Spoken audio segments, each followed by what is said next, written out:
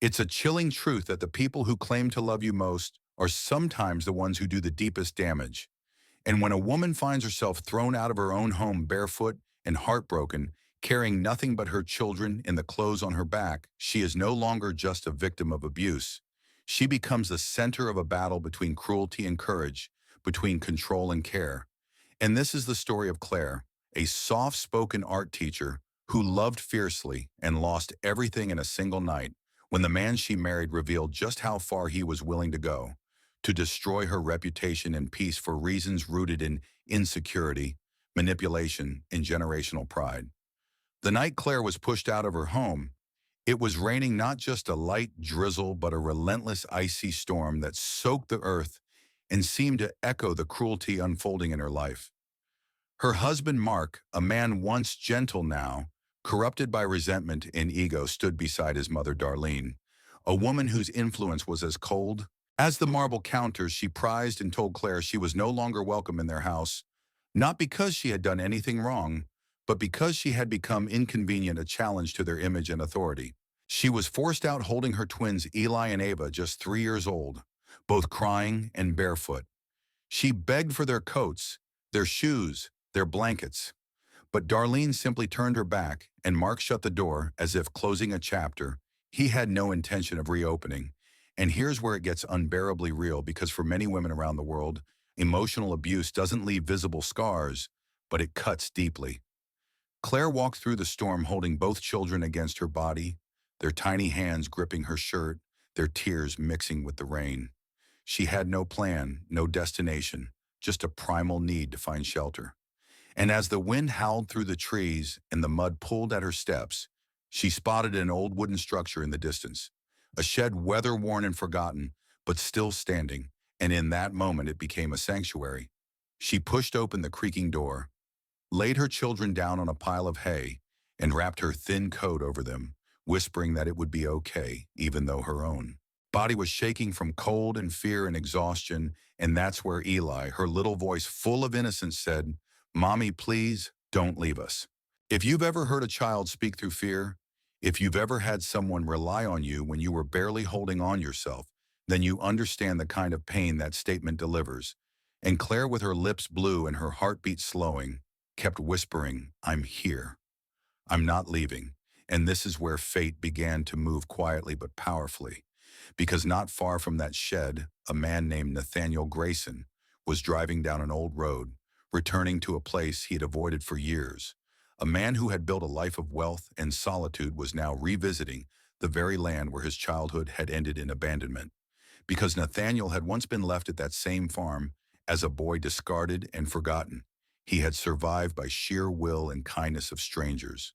And now as an adult, he had returned to restore the land, not for nostalgia, but for closure. And as he parked and stepped out into the storm, he heard something. Something that didn't fit with the wind or rain, the muffled sound of a child crying. And it pulled him not with panic, but with purpose. He walked toward the shed, flashlight in hand. What he found stopped him cold. Claire, barely conscious, curled around two small bodies soaked and trembling, and the recognition hit him, not of faces, but of feeling he had once been the child left in this very shed, scared, cold, and alone. And now he saw the same terror in their eyes, and without hesitation he moved quickly, wrapping the children in his coat, lifting Claire, and carrying them all back toward his house. A restored farmhouse with heat and light and safety. And that act, that decision to stop and see and help, didn't just save 3 lives. It began a process of healing that would ripple far beyond one rainy night. And this is the part that speaks to something universal, the idea that our deepest wounds can sometimes become our greatest compass. Because Nathaniel, who had once needed saving, now became the savior. And Claire, who had been told she was worthless, would soon learn that she had always been more than enough. And that moment in the shed wasn't the end, it was the beginning. And in the next part, we'll see how trust slowly rebuilds, how love quietly returns, and how one man's compassion rewrites the future of a family who had been left behind. When Claire woke up, she wasn't sure where she was. The scent of fresh linen and the faint tick of an antique clock on the wall didn't match the last memory she had of hay and thunder, and her children's shivering bodies. She sat up slowly, heart racing, scanning the unfamiliar room until she saw them.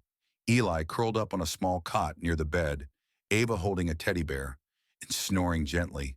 And for the first time in hours, maybe days, her breath steadied because they were safe.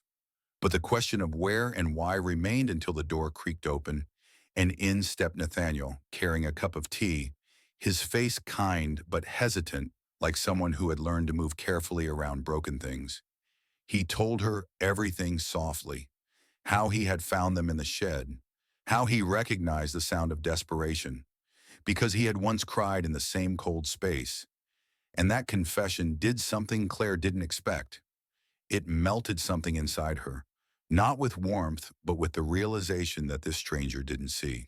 Her as a burden, he saw her as someone worth saving, and that changes everything.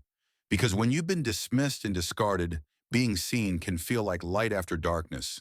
And that's when the healing really began, not through magic or miracles, but through ordinary moments, Nathaniel cooking breakfast while the twins colored on the floor. Maggie, the housekeeper, bringing Claire clean clothes and a gentle smile. Each interaction chipped away at the layers of shame Mark and Darlene had built around her.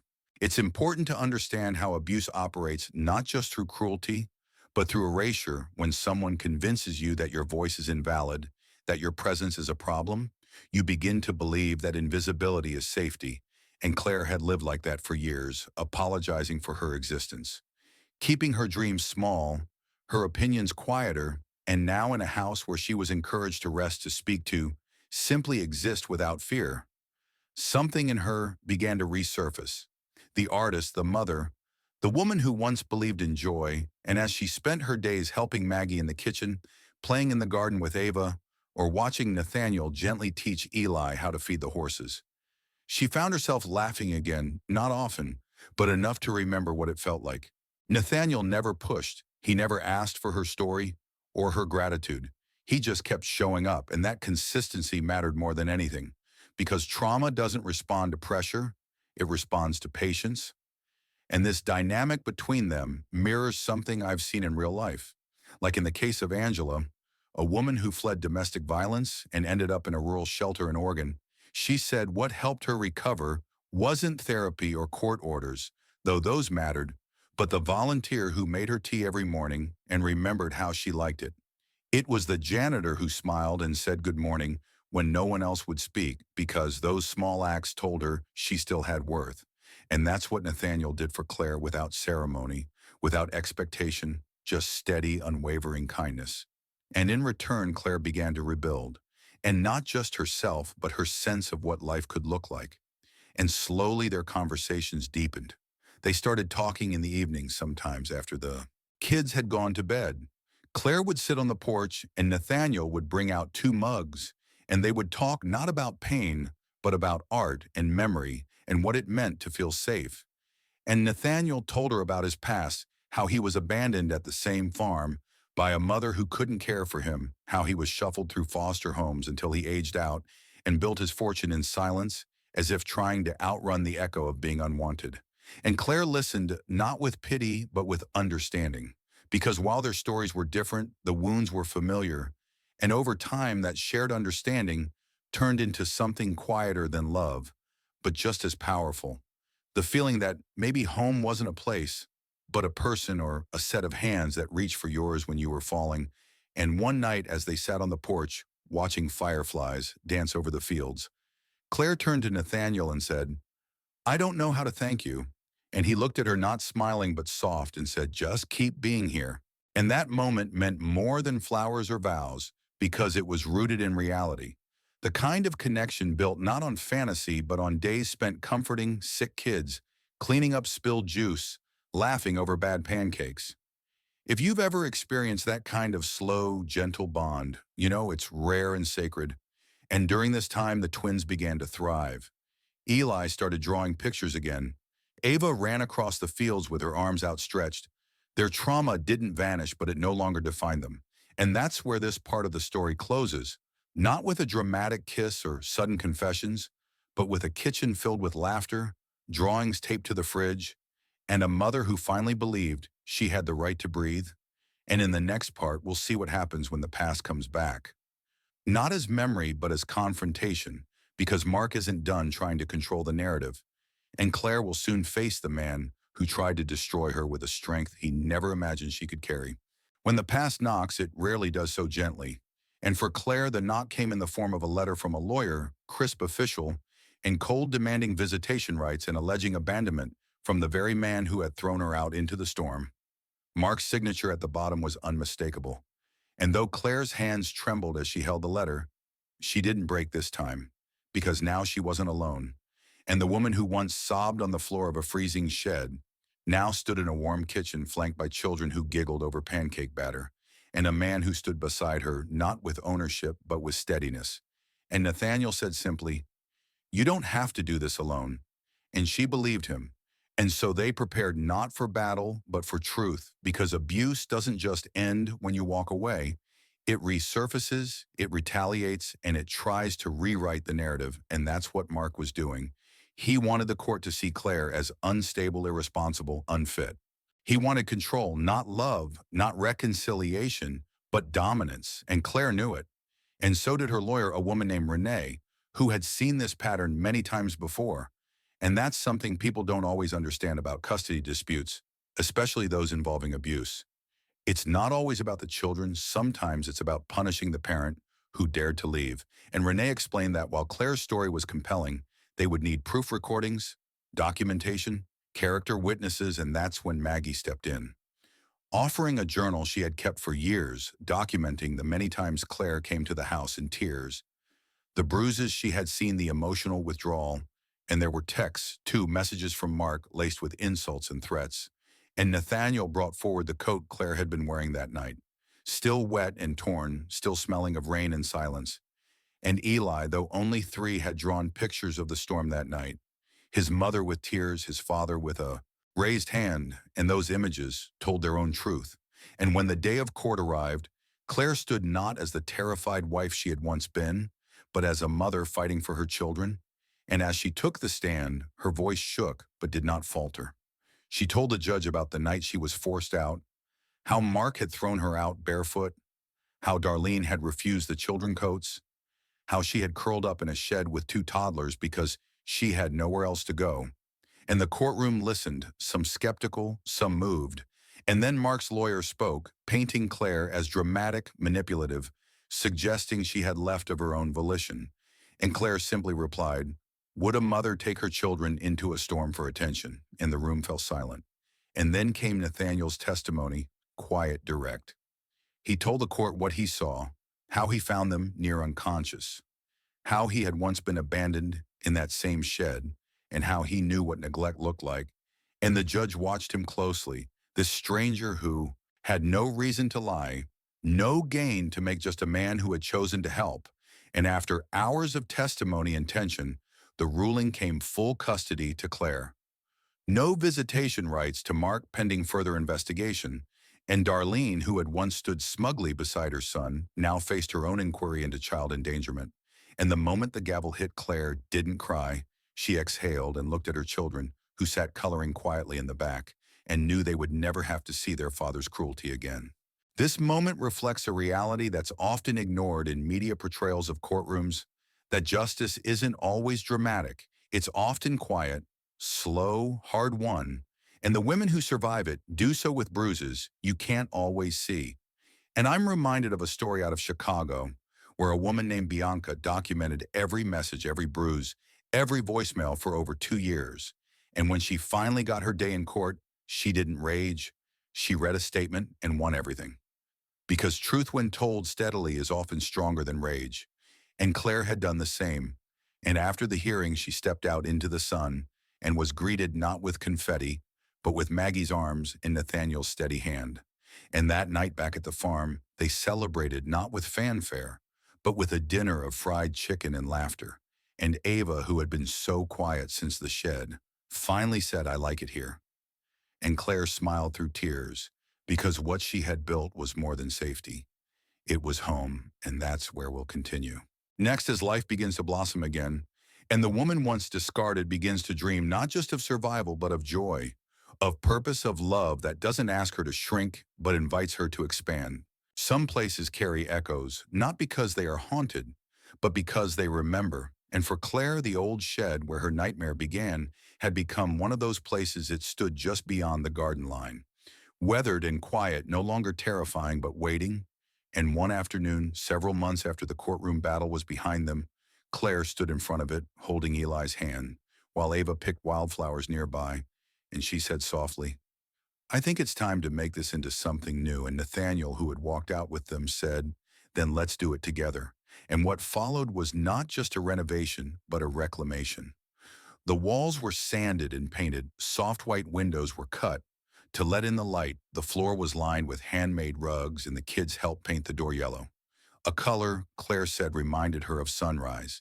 And on the front, they carved a wooden sign together that read, "No one gets left behind." And that phrase became more than decoration. It became a declaration of what this family had chosen to become, not bound by blood, but by presence, by choice, by care.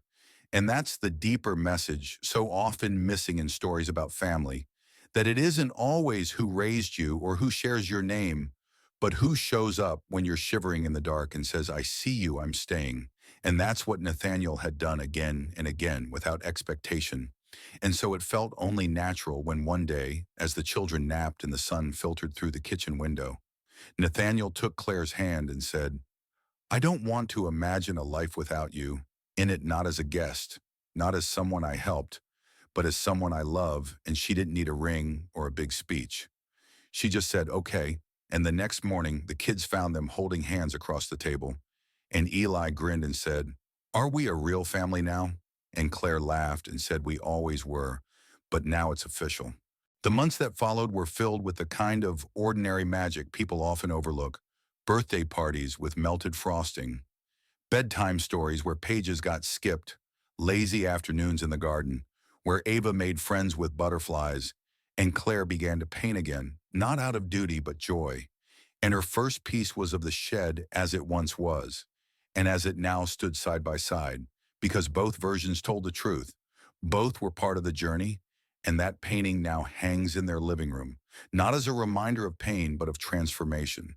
And it reminds me of a story I once heard about a man in Vermont who turned the abandoned cabin he'd once lived in as a homeless teen into a free art studio for foster youth. Not because he wanted to erase what had happened there, but because he wanted to give it a new chapter. And that's what healing really is: not forgetting, not pretending. It didn't happen, but choosing what happens next. And in this new chapter, Claire thrived. She started teaching again, part-time at the local school, painting murals with her students, while Nathaniel expanded his farm into a retreat center for single mothers and trauma survivors. And together they turned their private healing into a space where others could begin too. The community noticed people who had once whispered about Claire's past now showed up to donate supplies, to volunteer, to listen, because sometimes the strongest activism is living your truth so fully that others feel safe doing the same. And on the twins' fifth birthday, the shed-turned-playhouse was decorated with balloons and streamers, and every corner was filled with laughter. And Eli stood on a crate and declared to their friends, "This is where my mom saved us." And Nathaniel laughed and whispered, "Actually, she saved me too." And Claire didn't cry. She just held their hands and watched the sun dip behind the trees, and thought of every night she had once spent praying for a way out, and how those prayers had become not a miracle, but a man, a home, a future. And if you're watching this and you've ever felt discarded, if you've ever curled up somewhere cold and believed you were forgotten, let this story remind you that being broken does not mean being unworthy, and that the shed, the storm, the shame were never the end. They were just the soil where something stronger could grow. And that love, the real kind, isn't perfect or polished. It's chosen again and again, even when it's hard, especially when it's hard.